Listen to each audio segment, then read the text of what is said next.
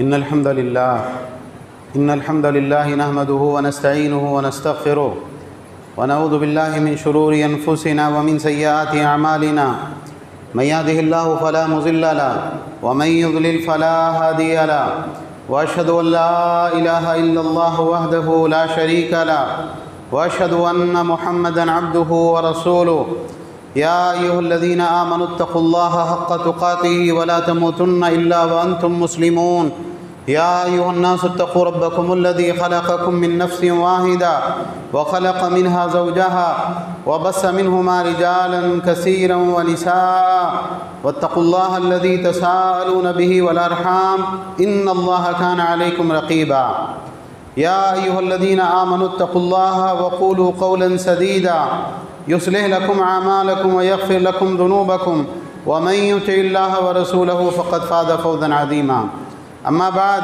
فإن خير الحديث كتاب الله وخير الهدي هدي محمد صلى الله عليه وعلى آله وسلم وشر الأمور محدثاتها وكل محدثة بدعة وكل بدعة ضلالة وكل ضلالة في النار.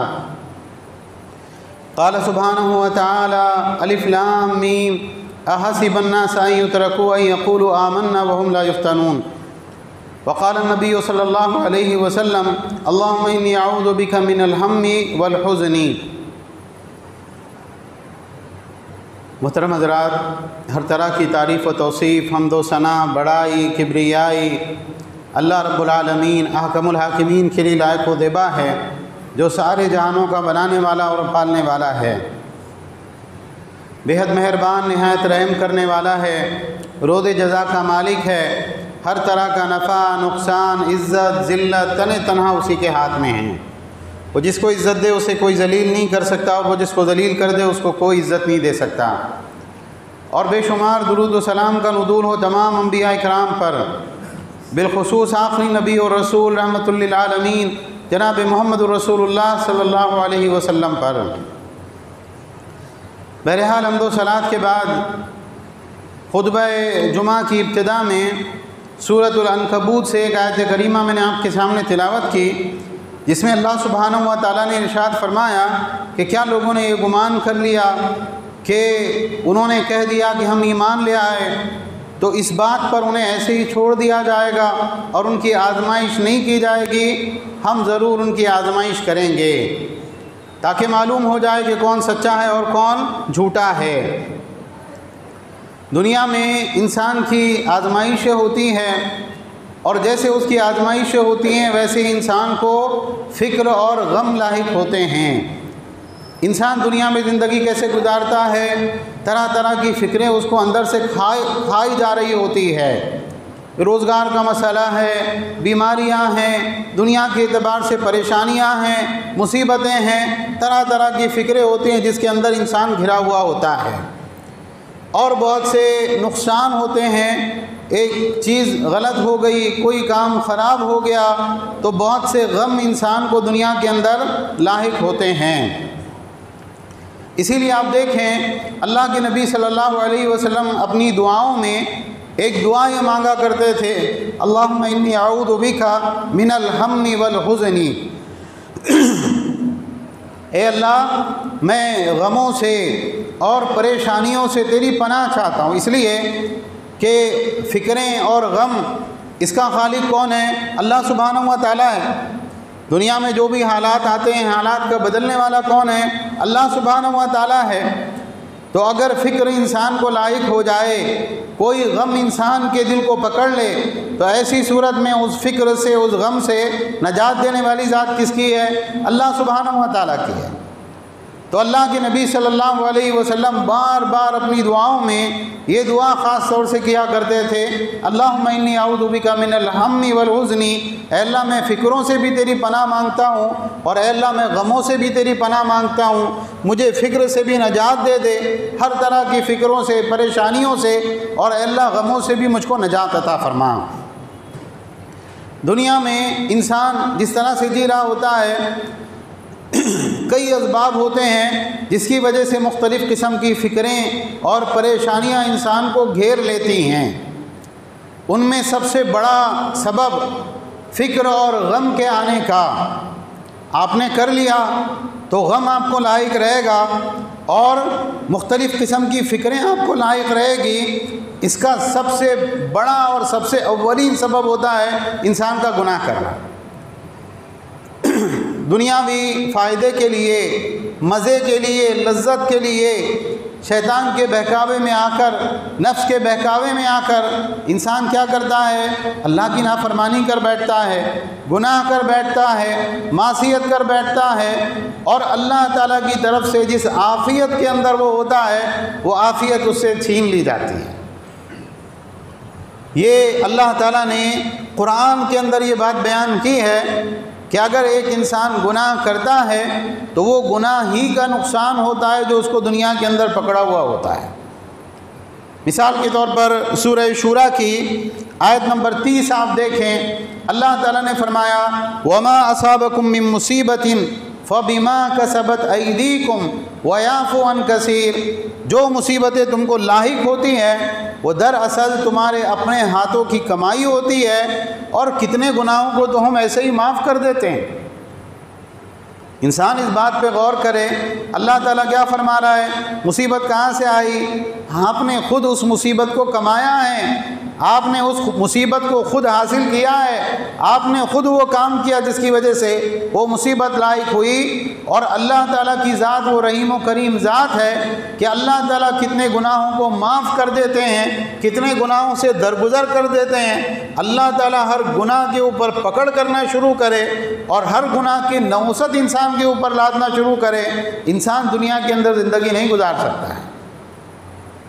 سورہ آل عمران آیت نمبر 165 میں اللہ تعالیٰ نے فرمایا اولما اصابتکم مصیبۃ قد اصبتم مثلیہا قلتم انا ھذا قل ھو من عند انفسکم، جب مصیبت تم کو لاحق ہوئی۔ غزوہ احد میں مسلمانوں نے نقصان اٹھایا، بہت سے مسلمان بڑے بڑے صحابہ شہید ہوئے، 70 صحابہ اللہ کے نبی صلی اللہ علیہ وسلم کے جانثار ساتھی وہ شہید ہو گئے، بہت سے صحابہ زخمی ہوئے، خود اللہ کے نبی صلی اللہ علیہ وسلم کو زخم آئے، اور مسلمانوں کی جیتی ہوئی جنگ ایک شکست میں تبدیل ہو گئی۔ تو مسلمانوں نے آپس میں یہ بات کہنا شروع کی کہ بھئی یہ ہو کیسے گیا؟ ہم مسلمان ہیں، اللہ کے راستے میں ہیں، اور ہم نے اللہ کے راہ میں جنگ کی اور ہم نے یہ کوشش کی، اس کے بعد میں ہماری شکست ہوئی، ہار ہوئی، ہمارا نقصان ہوا، آخر یہ ہوا کیسے؟ اللہ تعالیٰ نے فرمایا جب مصیبت تم کو لاحق ہوئی، اس سے دوگنی مصیبت تم ان کو پہنچا چکے تھے۔ مسلمان تو 70 صحابہ شہید ہوئے، لیکن غزوہ بدر میں 70 کافر مارے بھی گئے تھے، اور 70 کافروں کو، بڑے بڑے سرداروں کو مسلمان قید کر کے مدینہ بھی لے گئے تھے۔ تو کہا اس سے ڈبل مصیبت تم ان کو پہنچا چکے تھے، لیکن دنیا ہے، دنیا کے اندر خوشی اور غم، ہار اور جیت چلتی رہتی ہے، اللہ کے نیک بندوں کو بھی اس کا ذائقہ چکھنا پڑتا ہے۔ تو تم نے کہا انا ھذا، یہ مصیبت کہاں سے آ گئی؟ تو اللہ تعالیٰ نے فرمایا قل ھو من عند انفسکم، یہ مصیبت کہاں سے آئی ہے؟ تمہاری اپنی جانب سے آئی ہے۔ اللہ کے نبی صلی اللہ علیہ وسلم کے بعد صحابہ نے، اللہ کے نبی نے حکم دیا تھا وہاں سے نہیں اترنا، اس درے سے، چاہے کچھ بھی ہو جائے، لیکن انہوں نے یہ سمجھا کہ یہ صرف جنگ کے دوران حکم تھا، اب یہ حکم ہمارے ذمہ نہیں ہے۔ انہوں نے اپنے امیر کی نافرمانی کی اور وہاں سے اتر کر میدان میں آ گئے، اس جگہ کو خالی چھوڑ دیا۔ اس کا نتیجہ کیا ہوا؟ اس کا نتیجہ یہ ہوا کہ مسلمانوں کو دنیاوی اعتبار سے نقصان اٹھانا پڑا۔ تو مصیبت کے آنے کا، بلا کے آنے کا اور پریشانی کے آنے کا سب سے طاقتور سبب دنیا کے اندر کیا ہوتا ہے؟ آپ کے گناہ۔ حضرت آدم علیہ السلام کا جو معاملہ اللہ نے قرآن میں بیان کیا ہے کہ آدم علیہ السلام کو اللہ تعالیٰ نے پیدا کیا، آدم علیہ السلام کی تخلیق کی، اور کہاں ان کو داخل کیا؟ جنت میں۔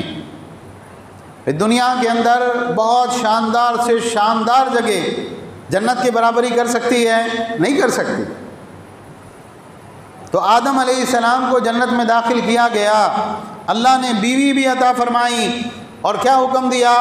جہاں چاہو کھاؤ، جو چاہو کھاؤ، جنت میں جہاں چاہو چلو پھرو، کوئی بات کی ممانعت نہیں، کوئی کام کی تم کو ضرورت نہیں، نہ کاروبار کرنے کا ٹینشن ہے، نہ ملازمت کے لیے جانا ہے، نہ اپنے پہننے کے لیے کپڑا بنانا ہے، نہ کھانے کے لیے جو ہے کھانے کا انتظام کرنا ہے، نہ اور کوئی محنت مشقت، کوئی بیماری، کوئی تکلیف، کوئی دشمن، کوئی درندہ، کسی طرح کا خوف، کچھ نہیں ہے۔ اللہ تعالیٰ کی جنت ہے، کھاؤ پیو مزے کرو، لیکن اللہ تعالیٰ نے کیا کہا؟ خالی وہ درخت دکھ رہا نا، اس درخت کے قریب بھی مت جانا ورنہ پھر نقصان اٹھانا پڑے گا۔ شیطان نے بہکایا، اللہ کی قسمیں کھائی اور ان کو یقین دلایا کہ میں تمہارا خیر خواہ ہوں۔ اللہ نے منع کیا لیکن حرام تھوڑی کیا، ٹھیک ہے اللہ نے منع کیا تھا، کیوں؟ اس کو کھانے کے بعد میں تم فرشتے بن جاؤ گے، اس کے لیے اللہ نے منع کیا، فلاں وجہ تھی فلاں وجہ تھی۔ شیطان مسلسل ان کو بہکاتا رہا یہاں تک کہ اس کے بہکاوے میں آ کے وہ پھل کھا لیا۔ اور اس کے بعد میں کیا ہوا؟ جنت سے سیدھے کہاں اتارے گئے؟ دنیا میں۔ وہ ندامت اور شرمندگی الگ، لباس اتر گیا، اور اس کے بعد میں اللہ کی نافرمانی کی وجہ سے دل کے اوپر جو بوجھ تھا، معافیاں مانگی، توبہ کی، استغفار کیا، لیکن اس کے بعد میں اللہ نے معاف تو کر دیا، لیکن معاف کر دینے کے بعد میں وہ پہلی والی حالت واپس آئی نہیں۔ کہا ٹھیک ہے معاف ہم کر دیں گے، لیکن کہاں رہنا پڑے گا؟ دنیا میں۔ اور وہ دنیا کیسی دنیا تھی؟ بالکل خالی، کچھ نہیں تھا۔ آج آپ دنیا میں رہ رہے ہیں، آپ کے پاس پہننے کے لیے لباس ہے، رہنے کے لیے گھر ہے، اور اناج ہے، کھانے پینے کے لیے مختلف چیزیں ہیں، سواریاں ہیں۔ اس زمانے میں کیا تھا؟ کچھ نہیں تھا۔ دنیا میں آؤ، اپنے پہننے کے لیے کپڑا بھی اگاؤ، کپاس اگاؤ، اور اپنے جو ہے کھانے کے لیے اناج اگاؤ، اپنی چیزوں کا انتظام کرو، شکار کرو، رہنے کے لیے خود گھر بناؤ، سب کچھ خود کرو۔ ایسا کس وجہ سے ہوا؟ ایک چیز میں اللہ کی نافرمانی ہو گئی۔ تو یہ بات یاد رکھیں کہ انسان کے گناہ اللہ کی نعمتوں کے چھن جانے، فکروں کے آنے، غموں کے آنے، پریشانیوں کے آنے، بلاؤں کے آنے کا ایک بہت بڑا سبب ہے، لیکن صرف یہ ایک سبب نہیں ہے، اور بھی اسباب دنیا میں اس کے موجود ہیں۔ بولے اچھا ٹھیک ہے، فکریں کیسے آتی گناہ سے؟ ہم نے تو دیکھا کہ نیک لوگوں کے اوپر بھی غم آتے ہیں، پریشانیاں آتی ہیں، ان کے اوپر کہاں سے آتے ہیں؟ اللہ تعالیٰ مصیبتوں کو صرف سزا کے طور پر نہیں ڈالتا ہے، مصیبتوں کو آزمائش کے طور پر بھی ڈالتا ہے۔ ایک صحابی نے پوچھا، اے اللہ کے نبی، دنیا میں مصیبتیں سب سے زیادہ کس کے اوپر آتی ہیں؟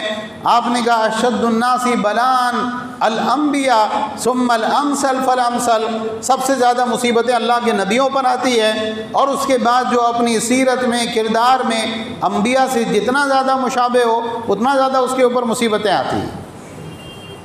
اللہ تعالیٰ آزماتا ہے۔ آپ بول رہے ہیں آپ ایمان والے ہیں، اب اگر مصیبت اور بلا آئے، بیماری آئے، تو آپ کیا کرتے؟ شرعی اعتبار سے جو علاج کا طریقہ اللہ اس کے رسول نے بتایا اس طریقے کے مطابق علاج کرتے، یا جھاڑ پھونک والے بابا کے پاس جاتے، یا مندر میں جاتے، یا فلاں طریقے سے جو علاج کرتے؟ اللہ تعالیٰ آپ کو آزمائے گا۔ جب پیسہ ہے تو آپ اللہ کا شکر ادا کرو گے یا ناشکری کرو گے؟ اگر پیسہ نہیں ہے تو چوری کرو گے، سودی قرض لو گے، کیا کرو گے؟ یہ اللہ تعالیٰ کی طرف سے آزمائش ہوتی ہے۔ تو اللہ تعالیٰ برے بندوں کو بھی آزماتا ہے اور اچھے بندوں کو بھی آزماتا ہے۔ اسی طرح سے آپ دیکھیں، لوگوں کے ساتھ میل جول ہونا یہ آزمائشوں کے آنے کا ایک بہت بڑا سبب ہوتا ہے۔ بھئی آپ لوگوں کے درمیان میں زندگی گزاریں گے نا، جنگل میں اکیلے تو جا کے نہیں رہیں گے۔ اللہ کے نبی صلی اللہ علیہ وسلم نے فرمایا، المؤمن الذي يخالط الناس ويصبر على اذاهم خير من المسلم الذي لا يخالط الناس ولا يصبر على اذاهم۔ وہ مومن جو لوگوں کے ساتھ ملا جلا رہتا ہے اور ان کی طرف سے آنے والی مصیبتوں پر، اذیتوں پر صبر کرتا ہے، وہ اس مومن سے بہتر ہے جو نہ لوگوں سے ملتا جلتا ہے، نہ ان کی طرف سے پہنچنے والی مصیبت پر صبر کرتا ہے۔ تو جب ہم لوگوں کے درمیان میں رہیں گے، اپنے قریبی دوستوں سے، رشتہ داروں سے، ماں باپ سے، بھائی بہن سے، عزیز و اقارب سے کچھ نہ کچھ تکلیف دہ بات پہنچے گی، یا ان کی زبان سے نقصان ہوگا، یا ان کی ہاتھ سے آپ کو شر پہنچے گا، لیکن دنیا میں اللہ نے ایسے ہی بنایا ہے، دنیا میں آپ کو اس حالت کے ساتھ لوگوں کے درمیان میں رہنا ہے۔ اسی طرح سے آپ دیکھیں اولاد ہے جو انسان کی آزمائش کا ایک بہت بڑا ذریعہ ہوتی ہے۔ اللہ کے نبی صلی اللہ علیہ وسلم نے فرمایا کہ اولاد جو ہے آدمی کو بخیل بنا دیتی ہے اور بزدل بنا دیتی ہے، اور اولاد انسان کے غموں کا ایک بہت بڑا ذریعہ ہے۔ انسان اولاد کی وجہ سے غمگین ہوتا ہے، صاحب اچھا چل رہا لیکن بیٹا پڑھ نہیں رہا، یا کچھ غلط چیزوں میں پڑ گیا، یا جو ہے کوئی اور مصیبت مول لے کر آ رہا ہے گھر کے اوپر۔ اب باپ شریف ہے لیکن اس کو بھگتنا ہے، کیوں؟ اولاد ہے۔ تو دنیا میں انسان کو غموں اور فکروں کے سوا کوئی چارہ نہیں ہے، وہ اچھا ہو، برا ہو، نیک ہو، بد ہو، ہر انسان کو دنیا کے اندر غموں اور پریشانی سے سابقہ پڑھنا ہی پڑھنا ہے۔ اللہ تعالیٰ نے قرآن میں کہا وَلَنَبْلُوَنَّكُمْ بِشَيْءٍ مِّنَ الْخَوْفِ، ہم ضرور تم کو آزمائیں گے، بِشَيْءٍ مِّنَ الْخَوْفِ، خوف کے ذریعے، وَالْجُوعِ اور بھوک کے ذریعے۔ ایسا بھی حال بعض لوگوں کا ہوتا ہے جیسے ہم دیکھ رہے ہیں دنیا بھر میں جنگوں والے علاقے میں اور زلزلے اور سیلاب والے علاقوں میں کہ اچھے کھاتے پیتے لوگ کیا ہیں، ایک وقت کھا رہے ہیں، ایک وقت میں فاقہ ہے، کیوں؟ ان کے پاس اب کھانے کے لیے کچھ نہیں ہے۔ وَنَقْصٍ مِّنَ الْأَمْوَالِ وَالْأَنفُسِ وَالثَّمَرَاتِ، مال کی کمی ہوگی، جان کی کمی ہوگی، لوگ مر جائیں گے، پھلوں کی کمی ہوگی، یہ ساری غم، فکریں، پریشانیاں انسان کے اوپر آئیں گی، اللہ آزمائے گا اس کے ذریعے۔ اللہ نے کہا وَبَشِّرِ الصَّابِرِينَ، ان لوگوں کے لیے خوشخبری ہے جو ان ساری حالتوں میں صبر کے ساتھ زندگی گزارتے ہیں۔ دیکھیے ایسی حالت میں جب ایک انسان کو غم لاحق ہو، پریشانی لاحق ہو، مصیبت اس کے سر پہ آ کھڑی ہو، ایسے وقت میں انسان کو کیا کرنا چاہیے؟ بہت اختصار کے ساتھ میں کچھ چیزیں انشاءاللہ ہم آپ کے سامنے رکھیں گے۔ اس بارے میں سب سے بنیادی قاعدہ اور اصول آپ یاد رکھیں۔ اللہ تعالیٰ نے سورہ الانعام میں آیت نمبر 17 میں، اسی طرح سے سورہ یونس آیت نمبر 107 میں یہ بات ارشاد فرمائی وَإِن يَمْسَسْكَ اللَّهُ بِضُرٍّ فَلَا كَاشِفَ لَهُ إِلَّا هُوَ، اللہ اگر آپ کو کوئی نقصان پہنچانا چاہے تو اس نقصان کو، اس مصیبت کو، اس غم کو اللہ کے سوا کوئی ہٹانے والا ہے؟ کوئی نہیں۔ مصیبت اگر اللہ کی طرف سے آئے گی، چاہے وہ سزا کے طور پہ آئے، چاہے وہ آزمائش کے طور پر آئے، چاہے وہ دنیاوی اسباب کے تحت آئے، اس غم کو، اس مصیبت کو، اس بلا کو ہٹانے والا کون ہے؟ صرف اور صرف اللہ سبحانہ و تعالیٰ ہے۔ تو انسان کو وہ اسباب اختیار کرنا چاہیے دنیاوی اسباب کے ساتھ میں، جن اسباب کے ذریعے اللہ کی مدد اور نصرت آتی ہے اور اللہ تعالیٰ اپنے مسلمان بندے کی دستگیری کرتا ہے، اس سے مصیبت کو ہٹا دیتا ہے۔ اس میں بنیادی بات یہ ہے کہ انسان آخرت کو اپنا مقصد بنائے، اپنے ایمان کو مضبوط کرے، اعمال صالحہ کا اہتمام کرے، تو اللہ تعالیٰ دنیا میں اس کو ایک اچھی خوشگوار زندگی دے گا۔ یہ اللہ تعالیٰ کا وعدہ ہے۔ من عمل صالحا من ذکر او انثى وهو مؤمن فلنحيينه حیاتا طیبہ ولنجزینہم اجرہم باحسن ما كانوا یعملون۔ اللہ نے سورہ نحل میں فرمایا آیت نمبر 97 میں، جو کوئی اچھے کام کرے، چاہے مرد ہو چاہے عورت ہو، اس حال میں کہ وہ مومن ہو، ہم اس کو ضرور خوشگوار زندگی عطا کریں گے۔ دنیا میں وہ کیسے زندگی گزارے گا؟ ایک اچھے دل کے ساتھ، اطمینان اور سکون کے ساتھ۔ اللہ اس کے دل کو سکون اور چین عطا فرمائیں گے، اور آخرت میں اس کے اعمال کا اچھا بدلہ اس کو ملے گا۔ نبی کریم صلی اللہ علیہ وسلم کی حدیث ہے، حضرت انس کہتے ہیں اللہ کے نبی صلی اللہ علیہ وسلم نے فرمایا من کانت الآخرۃ ہمہ جعل اللہ غناہ فی قلبہ، جو آدمی صرف اور صرف آخرت کو اپنی واحد فکر بنا لے۔ کیا کرنا ہے؟ اللہ تعالیٰ کے ہاں کامیاب ہونا ہے، بس میں قبر کے سوالوں کا جواب دے پاؤں، قبر میں فیل نہ ہو جاؤں، جب حشر کے دن اللہ مجھ کو اپنے سامنے کھڑا کرے میں وہاں ناکام نہ ہو جاؤں، جہنم سے بچ کر جنت میں چلا جاؤں۔ یہ انسان اس فکر کو اپنے اوپر اوڑھ لے، اس کی تیاری کرے آخرت میں کامیاب ہونے کی، اپنے گناہوں سے توبہ کرے، جو حقوق اپنے ذمے اس کو ادا کرے، اللہ کے فرائض کا اہتمام کرے، حرام چیزوں سے بچے۔ کیا ہوگا؟ اللہ کے نبی صلی اللہ علیہ وسلم نے فرمایا جو آخرت کو اپنی فکر بنا لے، جعل اللہ غناہ فی قلبی، اللہ اس کی مالداری اس کے دل میں رکھ دیں گے۔ انسان کے پاس کچھ نہیں ہے، لیکن اس کے دل میں کیا رہے گا؟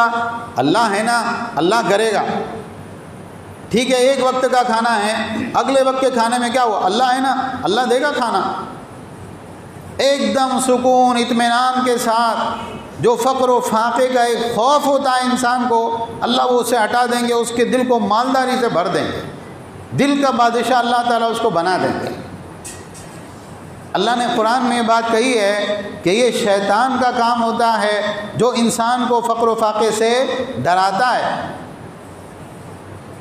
اور آپ صلی اللہ علیہ وسلم نے فرمایا وَجَمَعَ لَهُ شَمْلَهُ، اللہ تعالیٰ کیا کریں گے؟ اس کے سارے کاموں کو اکٹھا کر دیں گے۔ ایک کام کے لیے مشرق میں جانا ہے، ایک کام کے لیے مغرب میں جانا ہے، یہاں دوڑو وہاں بھاگو، یہ کرو وہ کرو، اس سے ملو اس سے ملو، ایسا کچھ نہیں، بالکل آسانی سے اس کے کام ہوتے چلے جائیں گے۔ اور آپ نے فرمایا وَآتَتْهُ الدُّنْيَا وَهِيَ رَاغِمَةٌ، اور دنیا اس کے پاس کیسے آئے گی؟ ذلیل ہو کے اس کے سامنے آئے گی۔ جو آخرت کو اپنی فکر بنا لے، اللہ اس کی مالداری اس کے دل میں رکھ دیں گے، اس کے کاموں کو اس کے لیے جمع کر دیں گے، اور دنیا ذلیل ہو کر اس کے قدموں میں آئے گی۔ وَمَنْ كَانَتِ الدُّنْيَا هَمَّهُ، اور جو دنیا ہی کو اپنی فکر بنا لے، بھائی آخرت میں اللہ کے سامنے سوال جواب کا کوئی خوف نہیں، قبر کے سوالات کا کوئی غم نہیں، محشر کی پیشی کا کوئی خوف نہیں، جہنم میں جانے کا کوئی ڈر نہیں، کیا ہے؟ خالی دنیا دنیا دنیا دنیا، پیسہ کمانا ہے، مکان بنانا ہے، گاڑی خریدنا ہے، کاروبار کو بڑھانا ہے، یہ کرنا ہے وہ کرنا ہے۔ آخرت کا کوئی ٹینشن نہیں۔ اللہ کے نبی صلی اللہ علیہ وسلم نے فرمایا کہ جعل اللہ فقرہ بین عینیہ، اللہ اس کی دونوں آنکھوں کے درمیان میں اس کے فقر کو رکھ دیں گے۔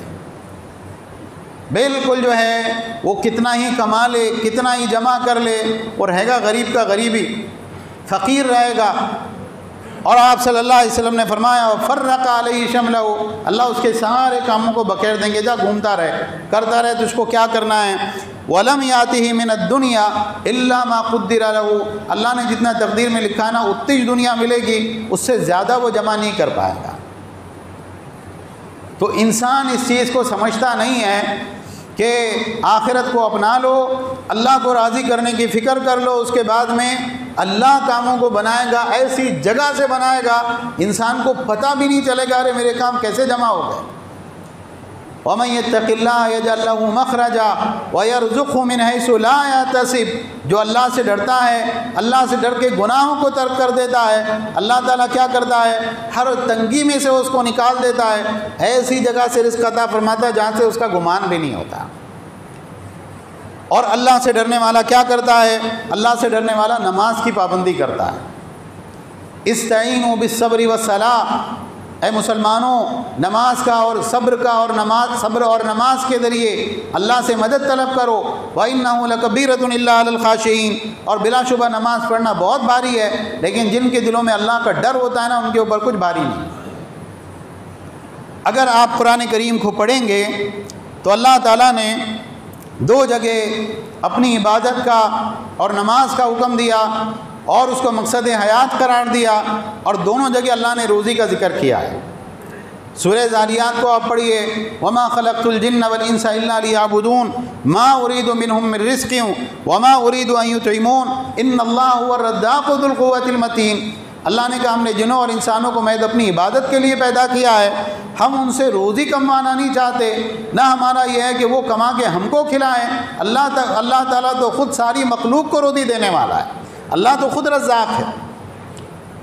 اور دوسرے مقام پر اللہ سبحانہ و تعالیٰ نے فرمایا وَأَمُرْ أَهْلَكَ بِالصَّلَاةِ وَاسْتَبِرْ عَلَيْهَا لَا نَسْأَلُكَ رِزْقًا نَحْنُ نَرْزُقُكَ وَالْعَاقِبَةُ لِلتَّقْوَىٰ، اے محمد صلی اللہ علیہ وسلم اپنے گھر والوں کو نماز کا حکم کرتے رہیے اور خود بھی اس کے اوپر جمے رہیے۔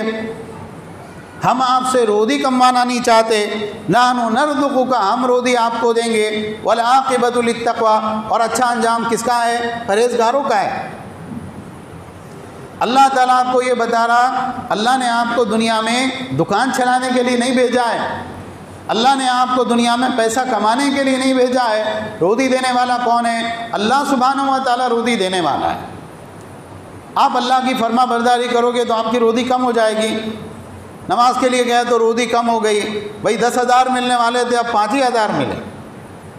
ایسا نہیں ہے. جو انسان اللہ کے اوپر توکل اور بھروسہ کرتا ہے، اللہ کی فرما برداری کرتا ہے، اللہ اس کے لیے روزی کے دروازے ایسے کھولتے ہیں انسان کو گمان بھی نہیں ہوتا، وہاں سے اللہ تعالیٰ اس کو روزیاں عطا فرماتے ہیں. صحابہ کی زندگی دیکھیں، اللہ کے نبی صلی اللہ علیہ وسلم کی زندگی دیکھیں. اس زمانے میں کیا جائیدادیں انہوں نے چھوڑی ہیں اور کتنا مال انہوں نے کمایا ہے. کیوں؟ اللہ کے فرما بردار تھے، اللہ نے غیب سے ان کو روزیاں دیں. اسی طرح سے آپ دیکھیں، ایک انسان کو ہمیشہ اپنی موت کو یاد رکھنا چاہیے. غموں اور پریشانی کو دور کرنے کا سب سے بڑا ذریعہ کیا ہے؟ موت کی یاد. بازار میں حضرت انس رضی اللہ تعالیٰ عنہ سے مروی ہے، اللہ کے نبی صلی اللہ علیہ وسلم نے فرمایا اکثر ذکر ہادم اللذات الموت، لذتوں کو توڑ دینے والی چیز موت کو کثرت سے یاد کرو. اور اس کے بعد آپ صلی اللہ علیہ وسلم نے فرمایا موت ایسی چیز ہے جو تنگی میں موت کو یاد کرتا ہے نا، موت اس کے لیے فراخی کا سبب بن جاتی ہے. ارے اپنے پاس کچھ نہیں ہے، پیسہ نہیں ہے، اپنا گھر بھی چھوٹا ہے، گاڑی بھی اپنی ایسی ہی ہے، لیکن یہاں ہمیشہ تھوڑی رہنا ہے، مر کے اللہ کے پاس جانا ہے. اپن نیک اعمال کریں گے اللہ جنت میں داخل کرے گا، وہاں تو اپنے لیے بہت کچھ رہے گا نا، جانے تو کچھ نہیں ہوتا. انسان اپنی غربت کے اندر بھی خوشی سے زندگی گزار سکتا ہے.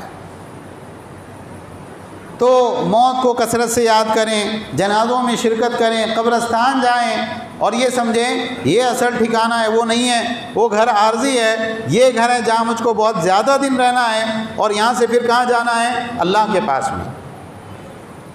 اسی طرح سے وہ انسان جس کو غم اور پریشانیاں لاحق ہو جائیں اس کو اللہ کے نبی صلی اللہ علیہ وسلم پہ درود بھیجنے کا اہتمام کرنا چاہیے. دیکھیے ہم درود و سلام پڑھنے کے مخالف نہیں ہیں، لیکن درود و سلام پڑھنے میں ہم یہ کہتے ہیں وہ درود و سلام پڑھو جو اللہ کے نبی صلی اللہ علیہ وسلم نے سکھایا ہے، ویسے پڑھو جیسے اللہ کے نبی صلی اللہ علیہ وسلم نے سکھایا ہے. پوری سیرت اٹھا کے دیکھ لیجئے، اللہ کے نبی صلی اللہ علیہ وسلم کی احادیث کو کھنگال لیجئے، صحابہ کے واقعات کو کھنگال لیجئے، آپ کو پوری سیرت میں ایک واقعہ نہیں ملے گا اجتماعی صلاۃ و سلام کا. صحابہ جمع ہوئے، گھیرا بنائے، ایک آدمی کھڑے رہ کے پڑھ رہا ہے اور دوسرے لوگ اس کے گلے کو گلہ دے رہے ہیں، ایسا کوئی واقعہ حدیث میں آپ کو نہیں ملے گا. درود و سلام پڑھنے کا طریقہ کیا ہے؟ انفرادی انسان پڑھے، جب بھی اللہ کے نبی صلی اللہ علیہ وسلم کا نام آئے صلی اللہ علیہ وسلم پڑھے. جمعہ کے دن درود شریف کی کثرت کرے، صبح شام کے اپنے اذکار میں درود پڑھنے کے لیے ایک وقت اپنے لیے متعین کرے، 100 مرتبہ پڑھے، صبح میں شام میں پڑھے، اپنی اپنی سہولت کے اعتبار سے درود پڑھنے کا ایک معمول بنائیں. کیا ہوتا ہے اگر ایک انسان درود شریف کا اہتمام کرے؟ حضرت عدی بن حاتم رضی اللہ تعالیٰ عنہ اللہ کے نبی صلی اللہ علیہ وسلم کے پاس آئے، یا غالباً ابی بن کعب رضی اللہ تعالیٰ عنہ ہیں، کہ اللہ کے نبی میں نے اپنے اذکار کے اندر آپ کے اوپر درود پڑھنے کے لیے ایک وقت متعین کیا ہے کہ میں اپنے اوقات میں چوتھائی حصہ آپ کے اوپر درود پڑھوں گا. اللہ کے نبی یہ مناسب ہے؟ آپ نے کہا بہتر ہے، اس سے زیادہ پڑھو گے تمہارا فائدہ ہے. کہ اللہ کے نبی پھر میں آدھا ٹائم آپ پر درود ہی پڑھتا رہوں گا. کہا بہتر ہے، اس سے زیادہ کرو گے تمہارا فائدہ ہے. کہا اللہ کے نبی 1/3 وقت میں آپ پر درود پڑھوں گا. کہا بہتر ہے، اس سے زیادہ کرو گے تمہارا فائدہ ہے. کہا اللہ کے نبی پھر تو میں صبح سے لے کے شام تک آپ پر درود پڑھتا رہوں گا.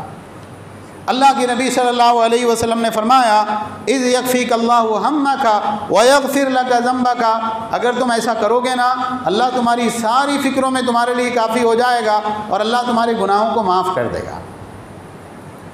اسی طرح سے آپ دیکھیں اللہ کے نبی صلی اللہ علیہ وسلم نے بہت سی مسنون دعائیں سکھائی ہیں. غم میں ہو، پریشانی میں ہو، تم کو کیا کرنا چاہیے؟ حضرت عبداللہ ابن عباس رضی اللہ تعالیٰ کہتے ہیں اللہ کے نبی صلی اللہ علیہ وسلم مصیبت کے وقت میں پڑھا کرتے تھے لا الہ الا اللہ العظیم الحلیم، لا الہ الا اللہ رب العرش العظیم، لا الہ الا اللہ رب السماوات ورب الارض ورب العرش الکریم.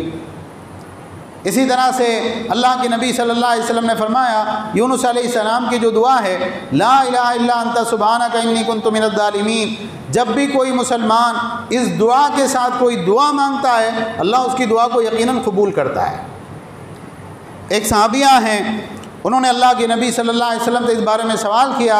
آپ نے کہا جب بھی تم مصیبت میں پریشانی میں ہو یہ کہنا اللہ ربی لا اشرک بہ شیئا، اللہ ہی میرا رب ہے، میں اس کے ساتھ کسی کو شریک نہیں کرتا. تو ان دعاؤں کا اہتمام کریں اور اللہ تعالیٰ کی طرف رجوع کریں. اسی طرح سے ایک بہت بڑا ذریعہ کیا ہے مصیبتوں کے دور ہونے کا؟ آپ جس مصیبت میں گرفتار ہوں آپ دوسرے بھائی کی مدد کرنا شروع کریں.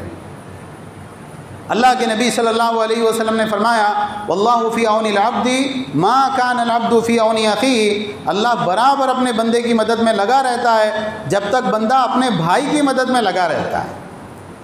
آپ دنیا میں اپنے کسی مصیبت زدہ بھائی کے کام آئیں، آپ نے اس کے لیے دوڑ دھوپ کی، آپ نے مصیبت کے وقت میں اس کا تعاون کیا.